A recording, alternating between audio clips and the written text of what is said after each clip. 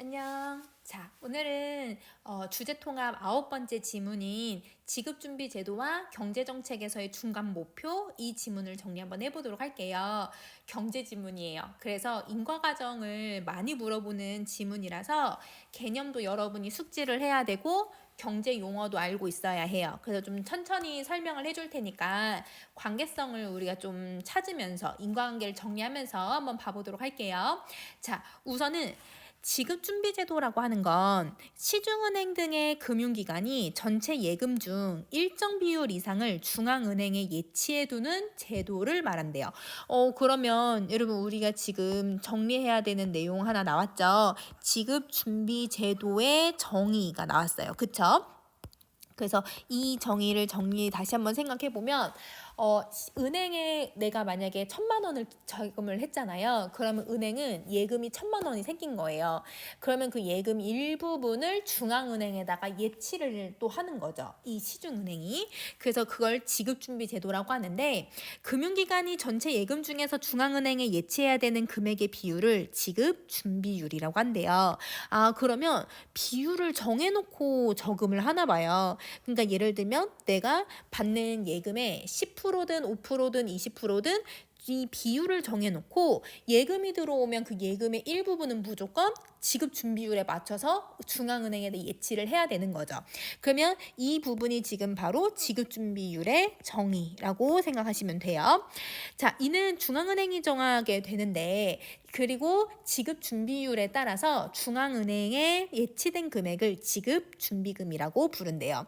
그러면 죄송해요. 여러분 지급 준비금이라고 하는 애는 지급 준비율에 따라서 중앙은행이 예치한 금액을 말한다. 그러면 정의가 들어가는데 여러분 이때 이 지급준비제도하고 지급준비율, 지급준비금이라고 하는 애들은 다시 한번 정리해보면 이 지급준비율에 정하는 여러분 주체는 누구다? 이 정하는 주체는 중앙은행이 한다. 그러면 중앙은행이 이렇게 정해주면 그거를 시행하는 주체가 누구다? 그거는 시중은행이 된다. 그러면 그 비율에 따라서 지급 준비금도 준비하는 그 주체는 시중은행이 되는 거고 그러면 여러분 이 중앙은행과 시중은행의 관계를 여러분 기억을 해주시면 될 것 같아요. 그래서 이게 지급준비제도라는 거죠. 자, 지급준비제도의 역할은 예금자의 갑작스러운 예금 인출 요구에 대비를 해주는 거예요. 자, 그럼 볼게요. 예를 들면 만약에 이제 A라고 하는 사람이 여러분 이제 시중은행에다가 예금을 맡겼어요. 그러면 예금을 1년 적금으로 혹은 뭐 2년 적금으로 이렇게 해서 예금을 1,000만 원을 맡겨놨는데 은행은 그 1,000만 원을 가만히 저금해 놓고 있는 게 아니라 이 사람의 예금을 가지고서 이것저것을 해요. 다른 사람한테 대출을 해준다든지 아니면 이걸 갖고 투자를 한다든지 이것저것에 여러분 은행은 여러 가지로 이 예금을 더 불리려고 준비를 해요. 그러면 은행이 다른 사람한테 또 다른 사람한테 B라고 하는 사람한테 대출을 해주고 투자를 하게 되면 이 A의 예금을 지금 은행에 갖고 있지 않는 거죠. 그러면 이 갑자기 A는 내가 2년 저금을 하기로 했는데 근데 갑자기 집에 일이 생긴 거야. 그래서 이 1,000만 원을 되찾고 싶어. 그러면 이 1,000만 원을 되찾는다고 해서 인출을 요구를 하게 되면 그러면 은행은 당연히 그 돈을 줘야 된단 말이에요.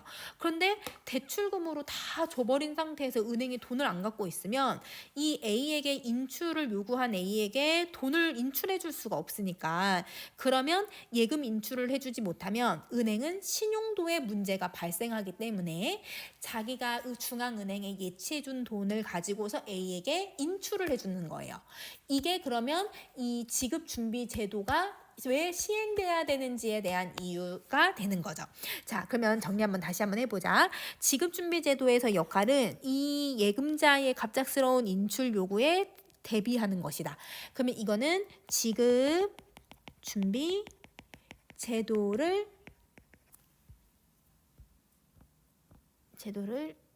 그럼 어떻게 해야 될까?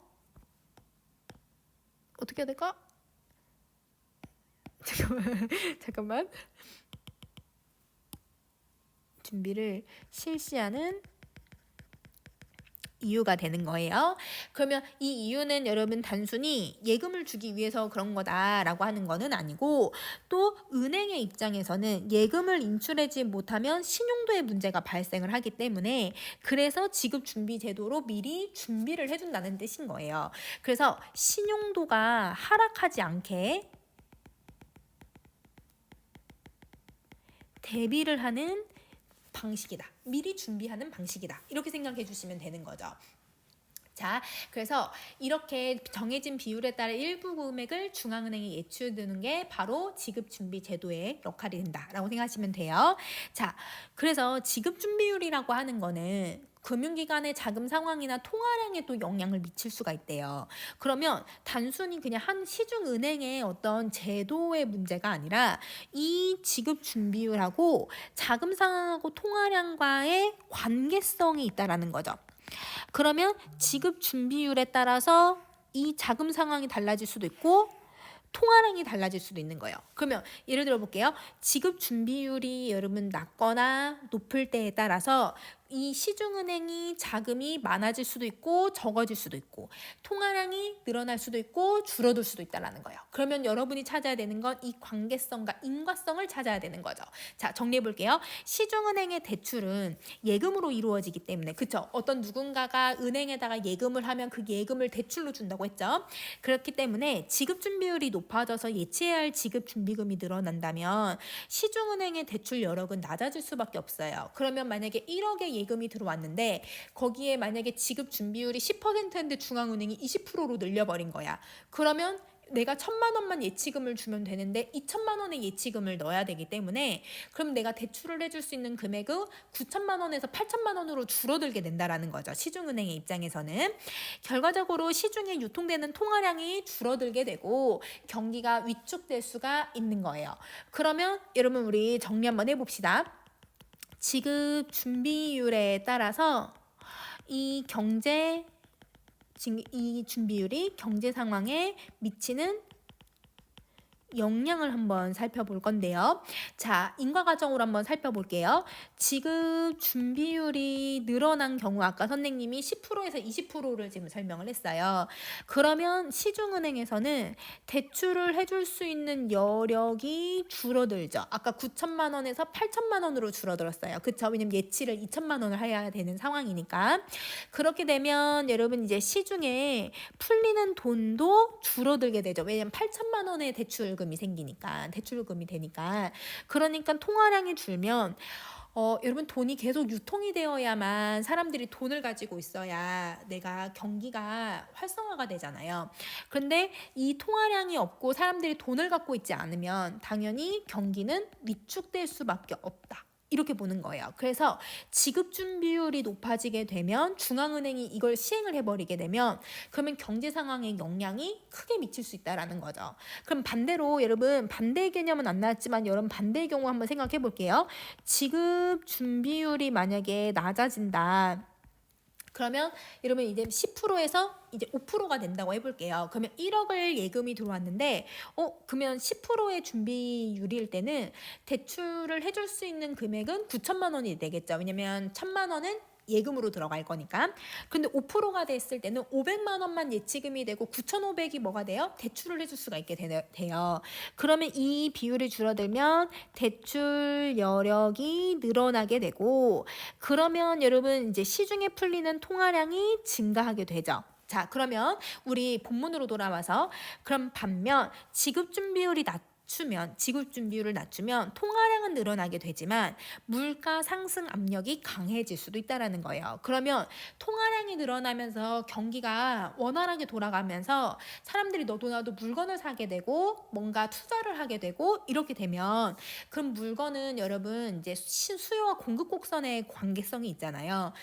사람들이 너도 나도 물건을 많이 사게 되면 당연히 금액이 올라갈 수밖에 없어요. 그러니까 어떤 현상이 일어나냐면 물가 상승 압력이 높아지게 되는 거예요. 그러니까 통화량이 풀리게 되면 사람들이 물건이나 아니면 어떤 대상들을 구매하게 되고, 그렇게 되면 여러분 수요 공급 곡선의 가격의 그 곡선의 변화가 생기면서 가격이 올라갈 수 있다, 이렇게 얘기를 하고 있는 거죠. 그러면 지급 준비율이 높아졌을 때는 어떤 장점이 있냐면, 은행이 예금을 여러분 이제 준비할 수 있는, 예금 인출 요구를 준비할 수 있는 장점은 있겠지만 경기가 위축될 수 있는 단점도 생기고요. 지급 준비율이 낮아졌을 때에는 대출을 더 많이 해주고 통화량이 늘어나게 되기도 하겠지만, 그런데 물가 상승 압력이 좀 줄어들 수도 있어요. 경기가 원활해질 수는 있겠지만, 경기가 여러분 잘 돌아갈 수는 있겠지만, 물가 상승의 압력이 주어지게 되면 또 이것도 경제적인 문제가 생길 수 있으니까, 여러분 이 지급 준비율을 중앙은행이 잘 통제하는 것이 중요하다, 이걸 설명을 하고 있는 거예요. 자, 그럼 이제 두 번째 문단 한번 가봅시다. 지급준비제도는 본원 통화의 발행액 이상으로 통화량을 증가시키는 방법인 신용창조와 관련이 있어요.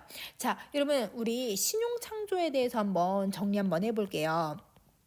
자, 이 신용창조라고 하는 개념은 여러분 이제 창조라는 건 만들어낸다라는 거잖아요. 그래서 신용이라는 건 돈이라고 생각하면 되니까 어떤 돈을 만들어내는 하나의 방법이라고 생각하시면 돼요. 자, 어떤 거냐면 시중은행이 예금을 받잖아요. 그러면 그 예금된 돈을 일부 고객에게 대부를 줘요. 자, 대부한다는 건 대출을 준다라고 생각하시면 돼요. 자, 대출을 해주고, 그럼 대출을 하면 다시 예금을 시켜서, 여러분 이때 원래 예금의 몇 배를 만들어내는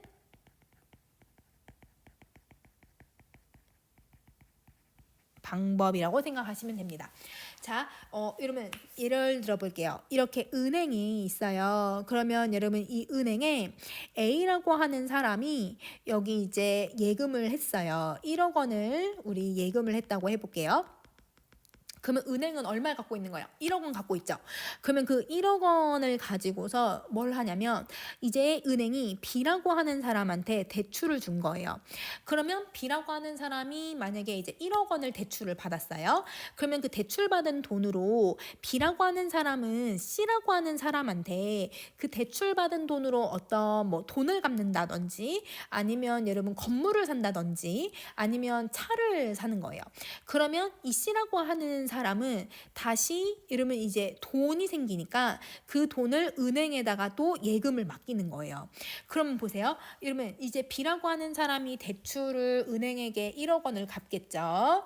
자, C라고 하는 사람이 여러분 1억을 이제 B에게 받았으니까 그거를 예금을 또 시켰죠. 그러면 기본적으로 은행은 대출을 해줌으로써 2억 원이라고 하는 돈이 생겨나는 거예요. 그래서 이런 식으로 여러분 계속 돈을 몇 배로 계속 만들어내는 걸 신용창조라고 부르는 거죠. 자, 좀 더 정리 한번 해볼게요. 본문 갑시다. 본원통화는 지폐나 동전 등 화폐 발행의 독점적인 권한으로 공급한 통화를 말하며 중앙은행이 시중은행에 자금을 빌려주는 형태로 공급이 돼요. 그러면 중앙은행이 시중은행에게 돈을 빌려줄 수도 있다는 거예요. 아까 여러분 중앙은행이 이 시중은행에게 지급 준비율을 정해놓고 예치를 하라고도 할 수 있지만, 여러분 본원통화라고 해서 이거를 여러분 이 시중은행에게 돈을 빌려준다라고 하는 개념이 만들어지는 거죠. 자, 그러면 여기 새로운 개념 나왔죠, 여러분? 본원통화. 그러면 이 본원통화의 정의 여러분 정리 한번 해주시고, 그러면 이 정의에서 우리 이게 정의고, 그러면 중앙은행이 시중은행에 자금을 빌려주는 형태로 공급을 하게 되면, 그러면 본원 통화가 시중에 제공되는 방법인데, 그렇기 때문에 그러면 시중은행은 돈을 빌렸으니까 중앙은행에 뭘 해줄까요? 여러분 이제 이자를 내야 된다. 이건 나중에 뒷부분에 나올 거니까 시중은행이 중앙은행에게 이자를 낸다. 이렇게 생각해 주시면 돼요. 자, 중앙은행이 1억 원의 화폐를 발행해서 이걸 시중에 유통을 시키면 1억 원만큼의 통화량이 늘어나죠. 그러면 이때 여러분 이 1억 원은 이러면 시중에 유통한다는 건 시중은행에게 준다라는 뜻이에요. 그래서 시중은행에 빌려주게 된 거고, 그러면 이때 여러분 1억 원이라고 하는 돈은 뭐가 되는 거예요? 본원 통화가 되는 거죠. 그쵸? 자, 그러면 이때 본원 통화를 통해서 여러분 통화량이 늘어나게 되는데, 그러나 본원 통화만큼의 통화량이 늘어나는 거는 또 아니래요. 왜냐면 통화량이라고 하는 건 시중에 유통되는 현금 외에도 시중은행에 예치된 금액까지도 포함이 돼요. 그러면 통화량이라고 하는 건 단순히 여러분 본원 통화뿐만 아니라 시중은행에 예치된 금액까지 합칠 거니까 통화량은 더 늘어날 수도 있다는 거예요. 자, 이 금액은 실제 화폐로 존재하는 것은 아니고 기록상으로만 존재를 해요. 왜냐면 만약에 예를 들어서 내가 은행에 예금을 했어요. 1,000만 원을. 그럼 예금을 하면 여러분 은행은 이 1,000만 원을 여러분 이제 기록상으로 예금이 있다라고는 하지만 이 1,000만 원 어떻게 한다고 해서 다른 누구한테 대출을 주거나 투자를 한다고 했죠. 그러면 여러분 기록상으로는 나한테는 예금이 있다라고는 하지만 그 돈은 다른 누군가한테 또 간 거예요. 그러니까 여러분 이 통화량이라고 하는 건 실제 화폐라기보다 기록으로서 계속 존재하고 있다라고 생각하시면 돼요. 시중은행이 신용창조를 하게 되면 기록상 예치된 금액을 늘릴 수가 있어서 이 통화량이 늘어날 수가 있는 거예요. 그러면 이 기록상 예치된 금액이라고 하는 건 다시 정리했을 때 여러분 실제 화폐는 아니다. 그리고 기록상의 금액이 늘어날 수가 있는데 이게 늘어난다는 게 바로 통화량이 증가할 수 있는 거다. 그러니까 통화량은 실제로 여러분 시중에 풀리는 돈이 늘어날 수도 있지만 시중에 풀리는 돈 말고도 실제 화폐가 아니고 기록상의 금액도 높이는 게 통화량이다 라고 생각을 해주셔야 돼요. 자, 신용창조는 시중은행이 지급준비금을 제외한 금액을 시중에 대출을 해주고 시중에 나갔던 돈이 다시 예금으로 들어오면 이와 같은 과정을 반복해서 통화량을 계속 늘리는 방식인 거예요. 자, 그러면 통화량을 늘리는 방식을 정리를 한번 해볼 건데, 자, 이거는 세 번째 문단을 이제 참고하면서 정리 한번 해보도록 할게요. 자, 신용창조로 통화량이 늘어나는 과정은 다음과 같대요. 그러면 지금 여기서 우리는 뭘 확인할 수가 있냐면 이게 늘어난다라고 지금 설명을 하고 있으니까 다음에 서술되는 방식은 이건 무조건 과정에 대해서 설명을 하겠구나. 이걸 알 수 있게 해주는 거예요. 자, 중앙은행이 1억 원의 본원 통화를 발언해서 그래서 해당 금액이 어떤 은행에게 전달되었다고 한번 가정을 해볼 거예요.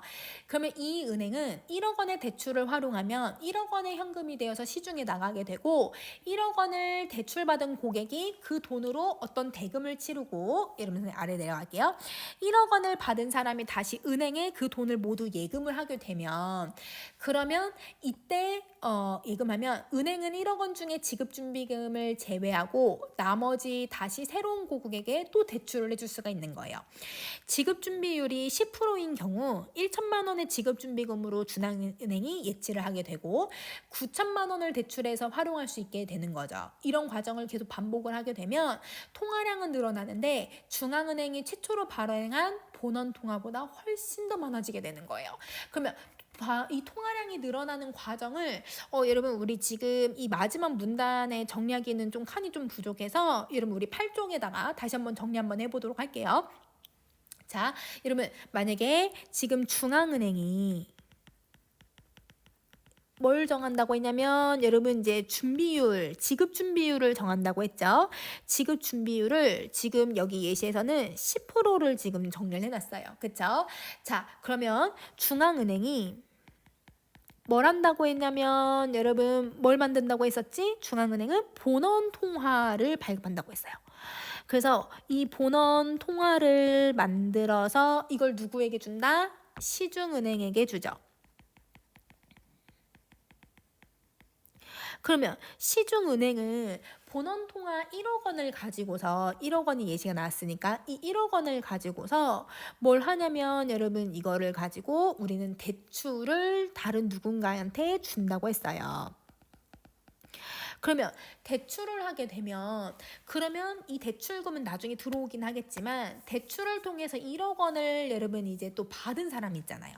그래서 아까 얘기했듯이 어떤 사람이 대출금을 받고 그 대출금으로 건물을 산다든지 아니면 자동차를 산다든지 그 대출금으로 누군가한테 이제 그 값을 치르고 나면 그 사람은 여러분 돈이 생기니까 그걸 어떻게 할 거야? 다시 또 예금을 들어올 거잖아요. 그러면 이때 이 시중은행에 뭐가 생기냐면 1억 원이라고 하는 예금이 또 들어올 수 있는 거예요.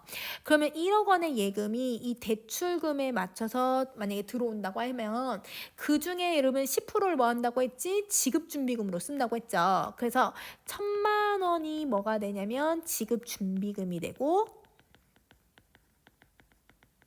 그러면 나머지 이제 얼마가 남아요? 9천만 원의 예금이 생기죠. 시중은행은.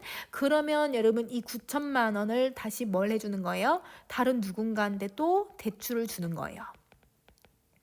자, 그러면 대출도 누군가 받았으면 이 대출금을 여러분 또 누군가 뭐 할 거야, 얘들아? 내가 돈을 받았으니까 그 9천만 원이 뭘로 들어오냐면 예금으로 또 들어오겠죠. 그러면 예금으로 또 들어오면 거기에서 지급준비금을 여러분 줘야 돼요. 10%니까 여러분 지급준비금이 얼마가 될 거야? 900만 원이 되죠. 그러면 이 900만 원을 여러분 지급준비금으로 예치를 딱 해놓고 그리고 나머지 이제 그러면 금액이 얼마가 돼요? 8,100만 원이 되죠. 이걸 누군가한테 또 대출을 주는 거예요. 그러면 이 과정을 계속 무한대로 반복을 하게 되면 그러면 여러분 통화량이 어떻게 되냐라고 한번 정리를 한번 해보자. 이때 여러분 지금 통화량은 늘어나게 된다라고 얘기를 했는데 여러분 처음일 때는 여러분 얼마만 있냐면 1억 원이라고 하는 여러분 본원 통화만 있는 거예요. 그쵸? 그런데 여러분 나중이 되면 우리 지금 여러분 대출을 총 3번을 거쳐서 지금 줬단 말이에요. 그러면 이 나중이 됐을 때 여러분 지금 대출금만 한번 보세요. 대출금이 얼마가 되냐면 대출금만 해도 1억 9천만 원, 8,100만 원이라고 했으니까 2억 7,100만 원이라고 하는 이 금액이 시중에 풀린 거죠. 거기에다가 여러분 예치 아까 여러분 기록상 예치된 금액까지도 뭐 할 수 있다? 통화량으로 표현할 수 있다고 했죠. 그러면 지금 예치가 얼마 됐냐면 1,000만 원, 900만 원이거든요. 그러면 지금 지급준비금 예치금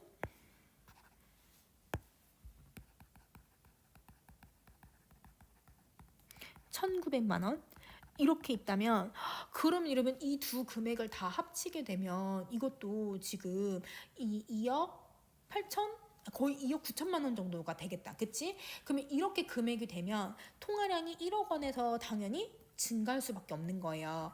그래서 이런 식으로 여러분 계속 신용 창조를 하게 되는 거예요. 은행은. 그래서 통화량을 계속 늘려서 예금의 몇 배를 계속 만들어내는 거죠. 그러면 대출금이라는 건 예금을 계속 만들어내는 방식이니까 대출금이 여러분 예금을 만들어내고 있는 방식이라고 생각해 주셔도 돼요. 그러면 이런 식으로 여러분 신용창조를 하고 있는 방법 어떻게 하는지 알겠죠? 신용창조를 통해서 이러면 이제 통화량이 계속 늘어날 수 있다라고 설명을 하는 거예요. 그러면 이제 마지막 문단 다시 한번 또 가볼게요. 여러분 밑에서 이제 마지막 문단 밑에 세 번째 줄 신용창조를 통해서 늘릴 수 있는 최대 통화량은 정해져 있어요. 본원 통화에 통화 승수를 곱한 값이 되는 거예요. 그러면 우리 신용 창조를 통해 늘릴 수 있는 최대 통화량이라고 하는 건 정해져 있는데 그거는 본원 통화에다가 통화 승수를 곱할 거래요. 그럼 우리 아까 예시 나왔던 거 한번 해보자. 예시에 본원 통화는 1억 원이었거든. 거기에다가 통화 승수 x를 한번 이제 우리 한번 곱하면 그럼 통화 승수만 구할 수만 있다면 최대 통화량이 이러면 이제 1억 원 x가 될 거라고 생각하면 되는 거죠. 자, 그리고 여기에다가 통화 승수는 여러분 통화 승수를 구하는 방법을 제시하고 있네요. 이 통화 승수는 통화량을 본원 통화로 나눈 값이 되고 지급 준비율의 역수로도 표현할 수가 있대요.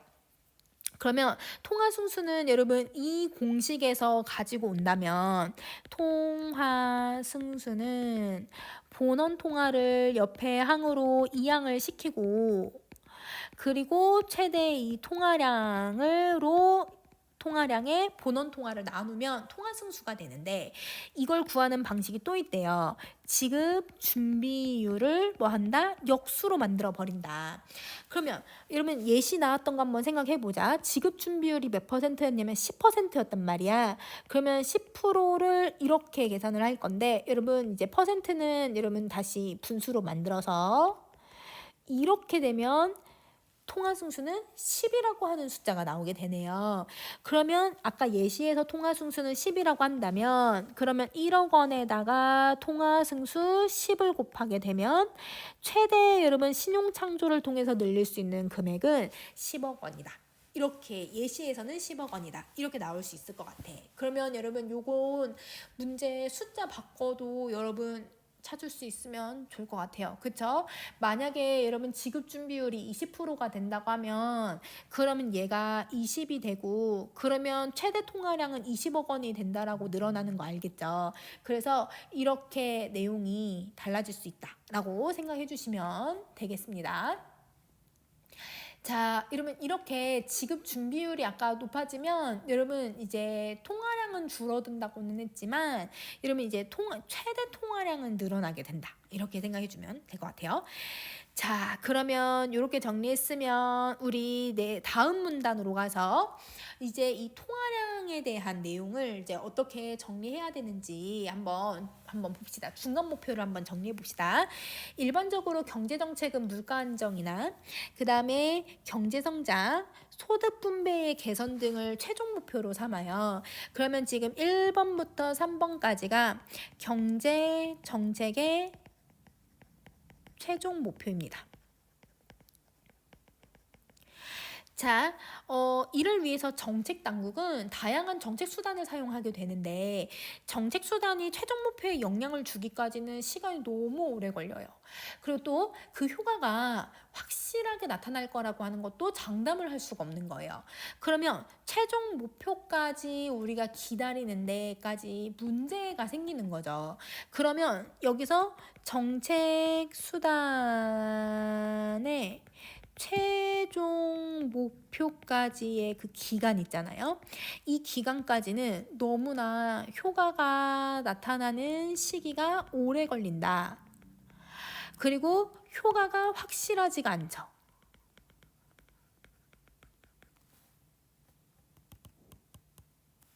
효과가 확실하지 않다. 그러면 그걸 효과를 장담할 수 없고 효과가 나타나기까지 아주 오랜 시간이 걸리기 때문에 이 두 가지 때문에 뭘 하게 되는 거냐면 따라서 효율적으로 최종 목표에 도달할 수 있도록 하기 위해서 중간 목표가 설정이 되는 거예요. 그러면 이것 때문에 중간 목표를 설정하는 이유가 된다. 그러면 중간 목표를 설정하는 건 쉽게 말하면 최종 목표가 확실하지 않으니까 중간에 점검을 하고 가자 이렇게 생각을 하고 있는 거죠. 자, 중간 목표를 설정되는 대상은 최종 목표와 관계도 있어야 되고 정책 당국에 의해서 쉽게 통제도 될 수 있어야 돼요. 왜냐하면 쉽게 통제가 돼야 효과가 확실하게 나타나고 그리고 그 효과가 나타나는 기간까지도 확실하게 우리가 확인할 수가 있으니까. 그리고 또한 중간 목표의 대상이 잘 측정되어서 상황 판단에 어려움이 없어야 되기도 해요. 그러면 정리 한번 해보면 지금 무슨 내용이 나왔냐면 중간 목표의 대상이 설정되기 위한 조건을 제시를 했는데 그 조건 지금 첫 번째가 여러분 최종 목표랑 관계성 그리고 정책 당국에서 통제가 될 수 있어야 되는 것, 중간 목표의 대상이 잘 측정되어서 상황에 어려움이 없어야 된다라는 것. 그래서 이 조건을 세 가지를 지금 제시하고 있다. 이렇게 생각하시면 돼요. 자, 이렇게 통화량과 이자율은 경제 정책의 최종 목표와 아주 밀접한 관계가 있어서 비교적 쉽게 조절하는 것도 관련이 가능하고 그래서 측정이 너무 쉽기 때문에 그러면 여러분 지금 조건 세 가지 다 만족하죠. 그러면 최종 목표와의 관련성 조절도 쉬워. 그 다음에 측정도 쉬워. 그래서 중간 목표로 설정이 된다라는 거예요. 그러면 기본적으로 통화량과 이자율이라고 하는 이 두 가지가 바로 중간 목표로 설정되는 대상이다. 이렇게 생각해 주시면 되죠. 그러면 통화량과 이자율이 중간 목표로 설정하는 건 그 조건을 모두 만족하기 때문이다 라고 생각하면 되는 거야. 그럼 이렇게 되는 이유는 조건 만족.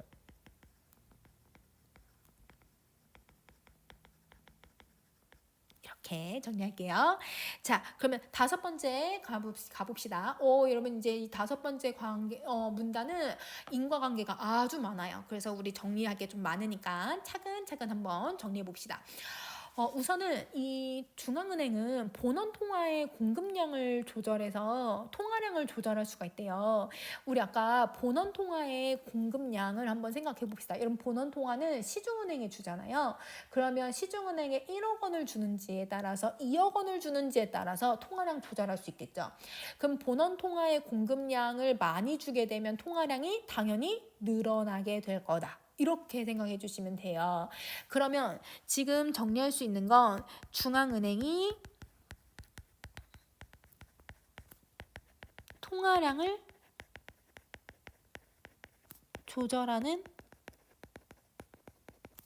방법을 제시를 했는데 첫 번째가 바로 본원 통화의 공급량이에요. 그쵸? 자, 이 공급량을 통해서 통화량을 조절할 수 있다고 했을 때 시중은행이 중앙은행으로부터 본원 통화를 공급받을 때 적용되는 금리를 재할인율이라고 불러요. 그러면 여러분 우리 아까 이 중앙은행이 시중은행에게 본원 통화를 줄 때 선생님이 미리 아까 위에서도 정리했지만 여러분 우리 앞부분 다시 한번 가볼까? 자, 이 문단을 한번 보시면 본원 통화를 줄 때 그러면 자금을 빌려주는 형태가 되니까 이자를 내게 된다고 했거든요. 그 이자가 바로 재할인율인 거예요. 그러면 여기 앞부분에서 빌려준다라는 말에서 선생님이 이자를 낼 거다 이렇게 미리 얘기를 했는데 이게 바로 재할인율이라고 생각해 주시면 돼요. 그러면 재할인율에 정의 들어가 있고 그러면 이 재할인율을 낮추게 되면 쉽게 말하면 여러분 본원 통화를 공급받을 때 적용되는 금리가 낮아지는 거예요. 그러면 본원 통화가 시중은행으로부터 더 많이 공급될 수 있게 만들어진다면 자금이 풍부해진 시중은행은 대출을 늘릴 수 있어서 통화량이 증가하게 된다는 거예요. 그래서 이렇게 정리 한번 해보면 여러분 재할인율은 조절하는 방법 1번 나왔잖아. 그럼 1번에서 재할인율이 낮다라는 건 금리 즉 시중은행이 중앙은행으로부터 줘야 되는 이자가 낮기 때문에 이자가 낮으면 여러분 본원 통화를 많이 받아도 상관없겠네. 그치? 본원 통화 공급량을 많이 받게 될 거고 그러면 여러분 이제 자금이 풍부해지기 때문에 그러면서 대출량이 늘어나게 돼요. 대출량이 늘어난다는 건 여러분 우리 이제 통화량이 늘어난다는 건 앞부분에서 우리 연결해서 봤었죠. 그러면 이거랑 대조되는 반대 상황을 생각해 보면 재할인율이 높다라는 건 금리가 높아진다는 뜻이고 금리가 높아지면 사실 본원 통화를 많이 받아왔을 때 그만큼 이자를 많이 내야 돼요.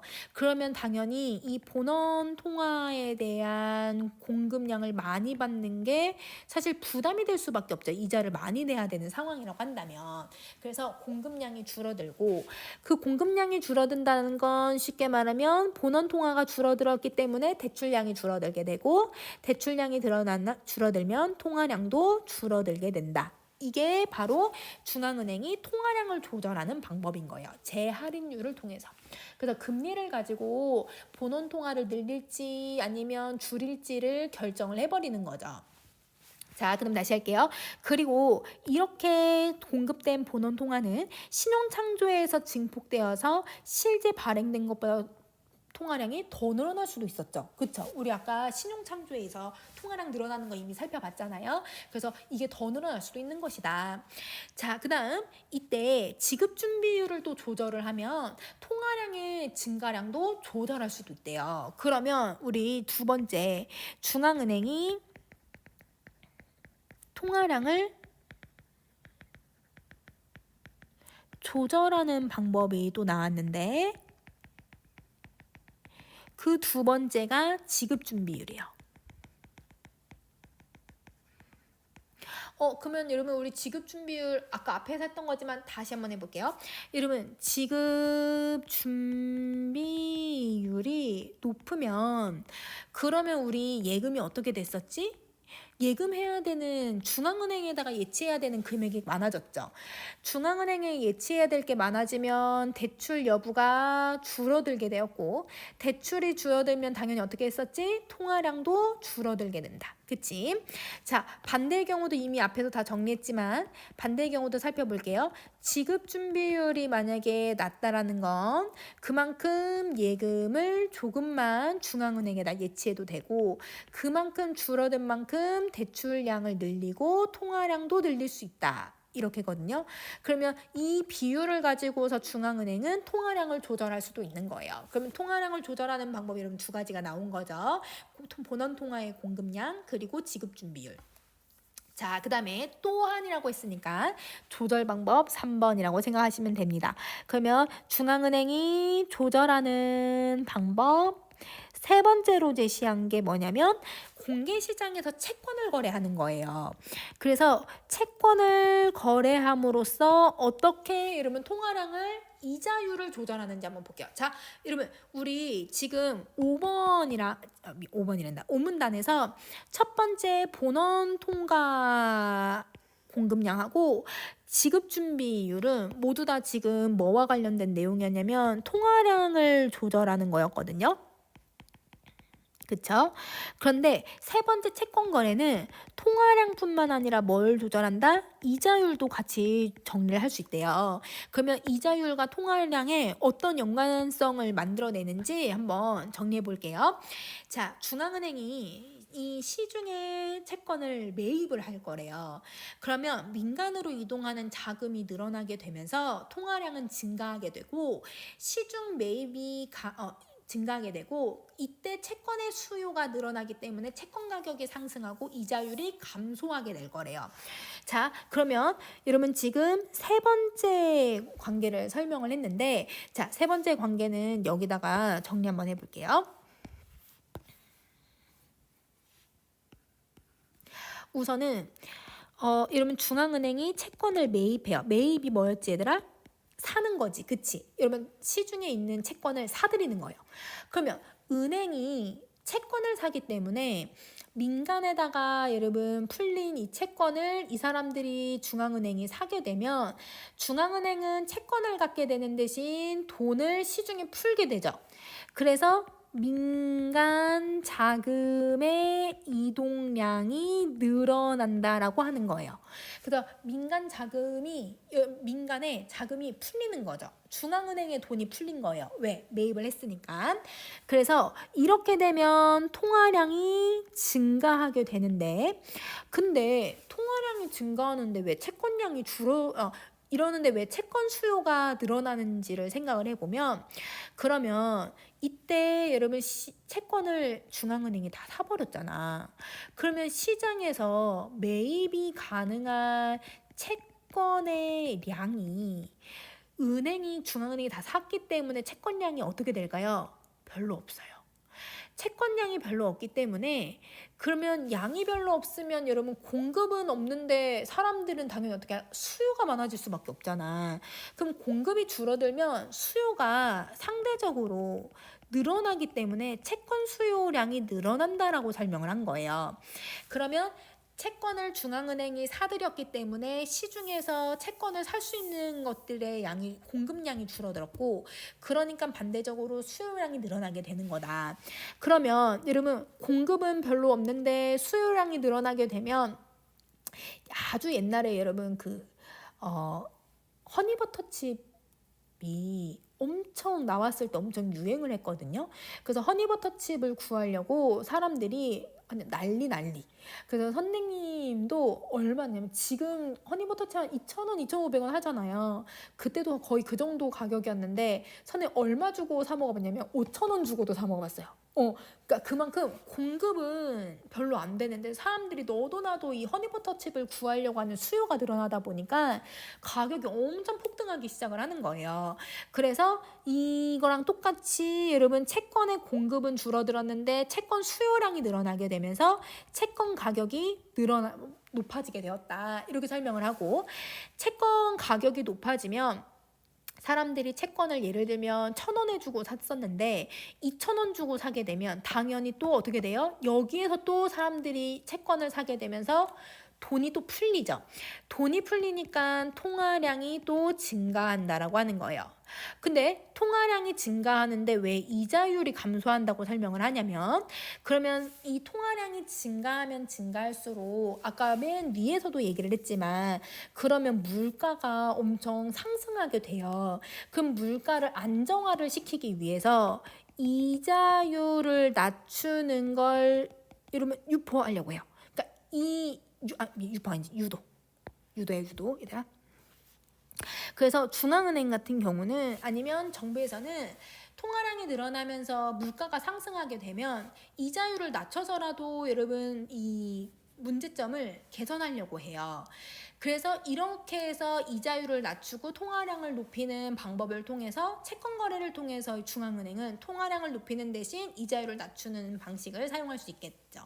자, 아니면 반대로 여러분 이제 생각해 보면 채권을 여러분 이제 매도를 해버리는 거예요. 중앙은행이 채권을 매도를 해버리면 그러면 여러분 팔아버리는 거잖아요. 그러면 민간자금 이동량이 누구에게 갈 거냐면 중앙은행이 여러분 돈을 받고 여러분 채권을 팔 거기 때문에 채권량은 늘어나지만 민간자금 이동량은 중앙은행에게 가죠. 그러면 시중에 풀리는 통화량은 줄어들 것이고 시중에 매입 가능한 채권량은 늘어날 거예요. 그러면 공급이 늘어나면 채권에 대한 수요량도 상대적으로 그럼 줄어들 수밖에 없고 그러면 채권 가격이 떨어지면 통화량도 당연히 줄어들게 되고 그럴 때는 통화량이 제대로 풀리지 않으니까 경기 위축이 생겨요. 그래서 이럴 때 이자율을 높이는 방식을 사용해서 유도를 하거나 뭐 이런 것들을 만들어낼 수 있다라는 거죠. 그래서 이 과정을 여러분 숨겨져 있는 의미지만 선생님이 여러분 이제 예전 기출에 나왔던 내용들하고 경제적인 내용들을 가지고서 조금 더 여러분 빠져있는 부분들을 추론할 수 있는 부분을 더 넣어놨거든요. 그래서 지금 본문에서 설명된 건 여러분 요 부분하고 그 다음에 여러분 지금 채권 가격이 이렇게 수요가 늘어나기 때문에 그래서 채권 가격이 이렇게 되고 이자율이 낮아진다. 이러면 이렇게 되어 있는데 중간에 생략된 부분 좀 더 추가적으로 넣어놨으니까 참고해 주시면 될 것 같아요. 이게 조절 방법 3번입니다. 자, 그러면 이제 우리 6번째 문단 한번 가볼게요. 자, 이번에는 그래프를 또 이제 활용하는 내용이에요. 경제지문에서 제일 싫은 여러분 인과과정뿐만 아니라 그래프도 참고하는 내용이 들어가니까 여러분 이제 그래프를 잘 읽을 수 있어야 돼. 그래서 그래프도 선생님이랑 정리 한번 해보자. 이 경제정책에서 통화량이나 이자율을 중간 목표로 삼는다는 건 이들의 구체적인 수치를 원하는 범위로 이동시키겠다라는 거예요. 그쵸? 이러면 우리 아까 중간 목표로 삼는다는 건 통화량을 늘리고 줄이고 이자율을 늘리고 줄이고 하는 과정을 통해서 우리가 목표하는 최종 목표까지 가고 싶은 거잖아요. 그래서 그거를 원하는 수치로 만들어내겠다라고 하는 것이 바로 경제정책에서 이 두 가지를 중간 목표로 삼는 목적이 되는 거예요. 그러니까 통화량하고 이자율을 가지고서 우리가 원하는 수치까지 만들고 싶다. 이걸 얘기하는 거죠. 그런데 아까 위에서도 얘기했지만 통화량이 늘어나면 이자율은 감소하고 통화량을 줄이면 이자율이 늘어났었거든요. 이런 반대의 경우를 생각을 해보면. 그래서 통화량하고 이자율을 동시에 원하는 수준으로 만드는 건 쉽지 않대요. 그러면 여기서의 포커스는 통화량하고 이자율은 동시에 우리가 원하는 방향을 다 만들 수는 없구나. 둘 중에 하나를 통해서 어떤 경제 정책을 시행을 해야 되는 거예요.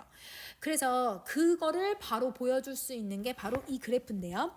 이 그림은 이자율과 통화량의 관계를 보여주는 그래프로 이 0은 이 화폐 시장의 균형을 이루는 상태를 표현을 해요. 그러면 이 0은 화폐 시장의 균형 상태라고 생각해 주시면 되고요. 이때 이자율이 R0일 때 이게 이 균형 상태의 이자율이래요. 그러면 R0은 여러분 균형 상태의 이자율. 그러면 M0 같은 경우는 이거는 이제 균형 상태일 때의 통화량이라고 생각해 주시면 되죠. 이렇게 정리할게요. 자, 그리고 여기서 MD라고 하는 여러분 곡선이 있는데 이 곡선은 국민소득이 Y0일 때 화폐 수요를 나타내주는 화폐 수요 곡선이래요. 그러면 우리나라의 국민소득이 Y0일 때, 제로일 때 나타내주는 화폐 수요 곡선일 거고, 그러면 위에 여러분 곡선이 하나 더 있죠. MD 그 다음에 Y1. 그러면 이거는 국민소득이 Y1일 때 나타나는 화폐 수요 곡선이에요. 그래프는 여러분 개념을 설명해 놓은 걸 그래프에다가 꼭 표시를 해주셔야 돼요.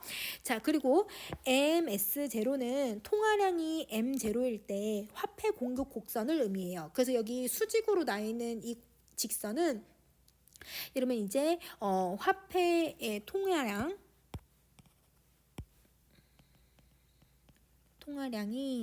M0일 때 나타내주는 화폐 공급 곡선이 되죠.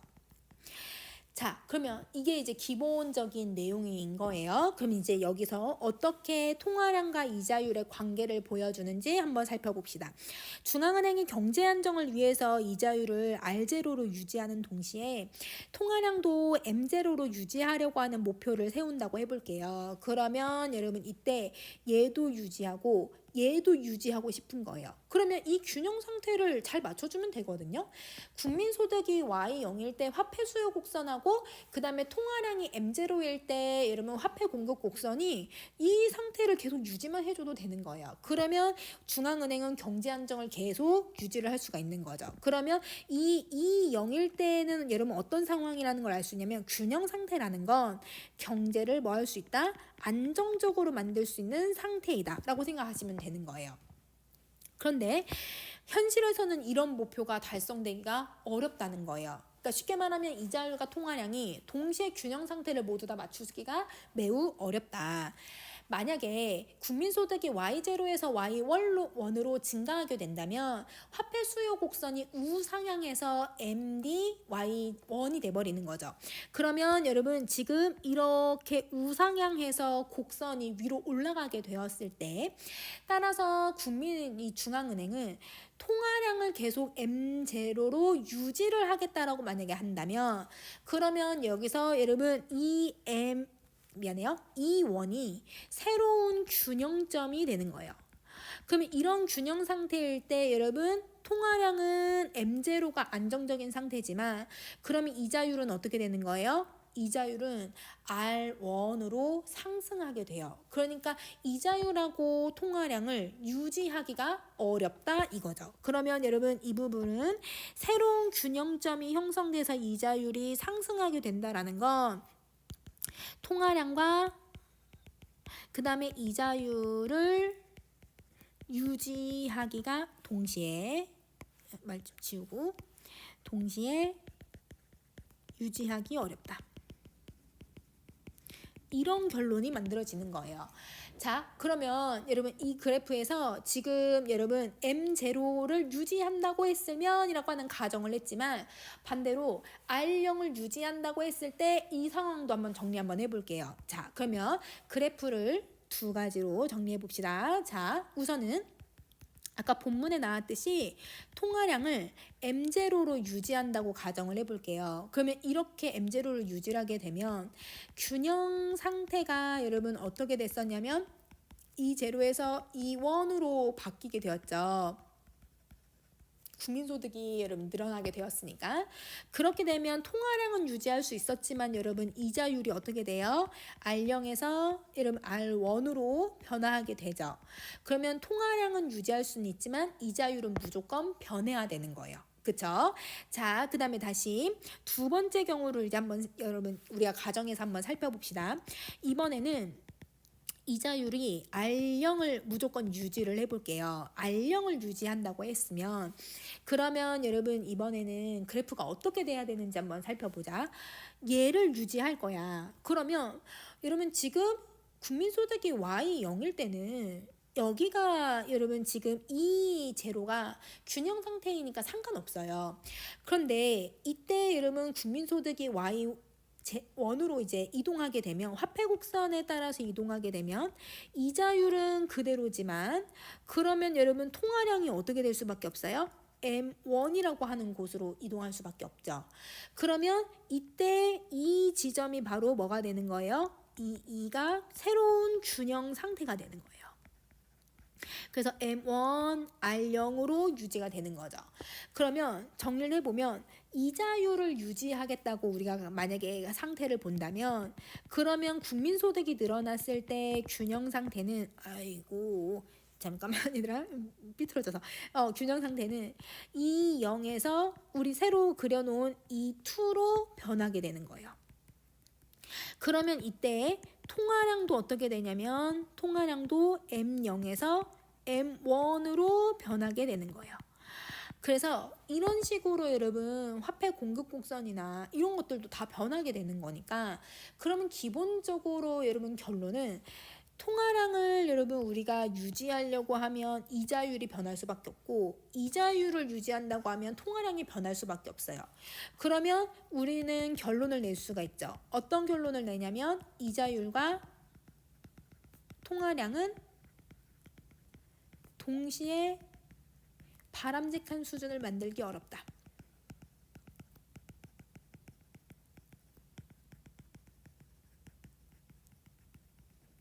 즉, 둘 다 균형을 이루기 어렵다. 이게 바로 통화량과 이자율의 관계성이에요. 그러면 지금 6번째 문단에서 그래프를 통해 가지고 우리가 보려고 했던 게 통화량과 이자율의 관계였잖아요. 그래서 이 관계는 여러분 둘 다 유지하는 게 상대적으로 너무 힘들다. 이거를 보여주려고 한 거예요.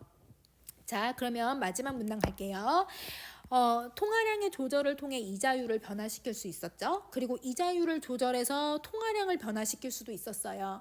그러면 통화량과 이자율을 모두 원하는 수준을 얻기는 사실 어려웠죠. 그래서 여러분 이게 핵심 포인트. 그래서 통화량이나 이자율을 어떤 것을 중간 목표로 선택하는 게 옳은가라고 하는 의견이 있게 되는 거예요. 그러면 지금 통화량하고 이자율의 관계성 때문에 어떤 게 중간 목표로 적절할까? 이런 문제점이 생기게 되는데 일반적으로 통화량은 경제정책 외에도 민간의 선택에 영향을 되게 많이 받아서 이자율에 비해서 조절하기가 어렵대요. 그래서 통화량보다는 이자율을 중간 목표로 설정하는 게 더 많대요. 그러면 이자율을 중간 목표로 설정하는 이유는 통화량은 영향을 받는 요소가 많아 이자율보다 조절이 어렵다. 그래서 이자율을 가지고 중간 목표로 설정하게 된다. 이렇게 얘기하고 있는 지문이에요. 자, 그러면 여러분 가지문하고 나지문은 서로 이제 연관성이 있는데 어떤 거였냐면 가지문에서 설명되고 있는 여러분 이 지급준비제도를 가지고서 어떻게 통화량의 변화를 줄 수 있는지 조절하는지에 대해 설명을 했고 통화량을 조절하는 방법은 여러분 이제 이렇게 본원통화의 공급량이나 지급준비율을 통해서 조절하는 방법도 있었지만 채권 거래를 통해서 통화량과 이자율을 조절하는 방법도 있었다. 그러면서 이 통화량과 이 이자율의 관계성을 그래프로 설명해주고 그러면 중간 목표로 선호되는 게 누구냐? 이자율이 조금 더 선호가 된다.